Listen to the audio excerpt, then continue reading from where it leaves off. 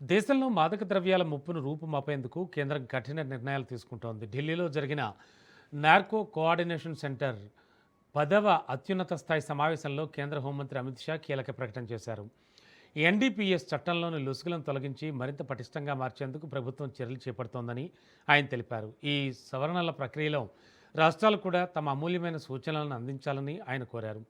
మాదక ద్రవ్యాల సరఫరాదారులు, విక్రేతల వల్ల ఏమాత్రం ఉపేక్షించకూడదని, కఠినంగా వ్యవహరించాలని అధికారులకు దిశానిర్దేశం చేశారు.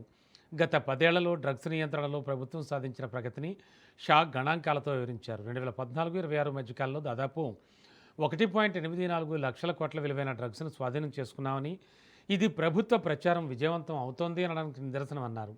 డ్రగ్స్పై పోరును గుర్తించడం, అడ్డుకోవడం, నాశనం చేయడం అనే త్రిముఖ వ్యూహాన్ని అమలు చేయనున్నట్లు వెల్లడించారు. అలాగే 2026-29 కాలానికి ఒక విజన్ డాక్యుమెంట్ను కూడా విడుదల చేశారు. మరోవైపు వందే మాత్రం కేవలం గీతం మాత్రమే కాదని, అది దేశ పునర్నిర్మాణానికి ఒక మంత్రమని ఆయన కొనియాడారు.